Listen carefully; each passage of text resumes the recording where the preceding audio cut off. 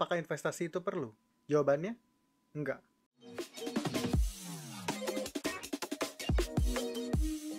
Halo semuanya, balik lagi ke channel gua Willy Sandi. Jadi video kali ini gue bakal coba untuk membagikan opini gua dan pengalaman gua mengenai dunia investasi. Nah, di video kali ini gue bakal coba membahas salah satu topik investasi yang mungkin ada di dalam benak pertanyaan lu, yaitu apakah investasi itu perlu? Jawabannya, enggak. Kalau misalkan lu tahu besok lu meninggal. Kalau misalkan lu tahu besok lu meninggal, ya lu udah nggak perlu investasi. Kenapa? Karena investasi itu biasanya tujuannya untuk masa depan. Kalau misalkan lu udah tahu besok lu akan meninggal, ya lu berarti udah nggak usah investasi lagi.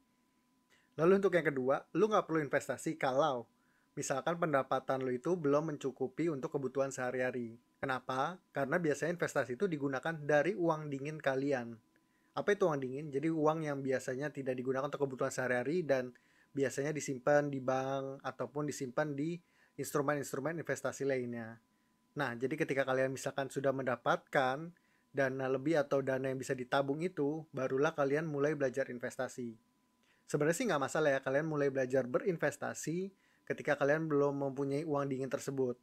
Namun lebih baik kalau misalkan kalian ingin berinvestasi, gunakanlah uang-uang dingin tadi yang tidak kalian pergunakan untuk kebutuhan sehari-hari. Karena nanti takutnya ketika kalian tidak menggunakan uang dingin, justru kalian menghambat pertumbuhan investasi kalian. Nah, menurut gue dua hal itu adalah alasan kenapa lu nggak harus berinvestasi. Sekarang gue balik. Kenapa lu harus berinvestasi? Gue ada beberapa alasan kenapa lu harus berinvestasi. Yang pertama adalah kalau misalkan lu punya tujuan masa depan dan hal-hal yang ingin dicapai di masa depan, dan itu memerlukan sejumlah dana yang lu kumpulkan mulai dari sekarang. Oke, gue coba jelasin ya menggunakan contoh-contoh yang mungkin lu dapat mengerti. Contoh yang pertama adalah misalkan lu menginginkan untuk membeli rumah di 10 tahun ke depan atau 5 tahun ke depan. Nah, tapi misalkan untuk membeli rumah itu kan kalian perlu DP rumah, ataupun kalian mungkin punya target membeli rumah dengan harga cash. Nah, untuk mencapai hal tersebut kan mungkin kalian tidak bisa membelinya langsung dengan sekarang, karena kalian harus mengumpulkan dananya terlebih dahulu. Nah, dana yang kalian kumpulkan itu sebaiknya ditaruh di tempat-tempat instrumen investasi yang perkembangannya bagus untuk dalam jangka panjang. Misalkan kalau yang paling sering kita dengar itu adalah saham, atau mungkin juga bisa reksadana saham, lalu juga ada obligasi, dan beberapa instrumen lainnya yang sifatnya itu lebih besar atau lebih menguntungkan di jangka panjang. Jadi dana yang kalian kumpulkan selama beberapa bulan atau beberapa tahun tersebut, ketika nanti kalian benar-benar ingin membeli rumah atau men-DP rumah, dananya sudah terkumpul, lalu juga pertumbuhannya juga sudah sesuai dengan target kalian. Mungkin kalian ada yang bertanya, emang kenapa kalau disimpan aja di bank atau di celengan misalkan seperti itu? Jawabannya adalah karena ketika kalian taruh uang kalian di celengan ataupun di tabungan, itu pertumbuhannya tidak maksimal.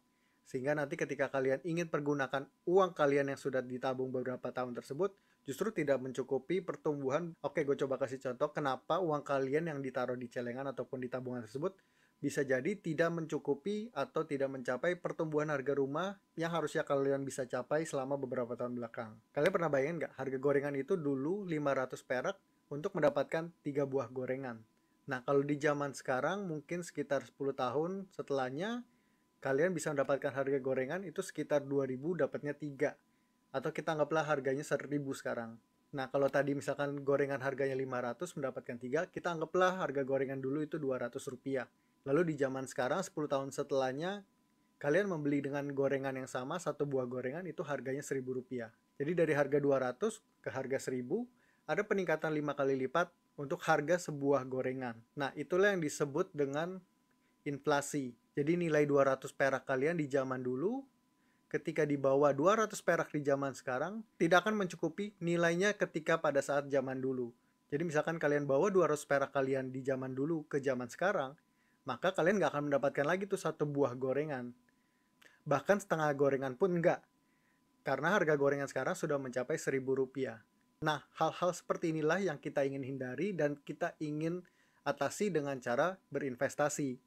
Misalkan kalian letakkan 200 perak kalian di tabungan ataupun di celengan, maka 200 perak itu pertumbuhannya tidak akan mencapai 1000 dan tidak akan mencukupi untuk membeli sebuah gorengan tadi. Tapi kalau misalkan kalian letakkan di beberapa instrumen seperti contohnya saham, dan saham yang kalian beli itu juga tepat, bisa jadi harga 200 perak kalian tadi uang yang 200 perak kalian simpan di instrumen saham justru bertumbuh menjadi lebih dari Rp1.000, atau paling tidak target kita adalah mencapai Rp1.000.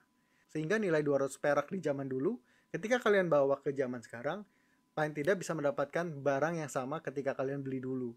Nah, itu adalah alasan pertama kenapa kalian harus berinvestasi, yaitu untuk menghindari inflasi itu sendiri. Jadi uang kalian tetap aman secara nilai ketika dibawa ke masa depan.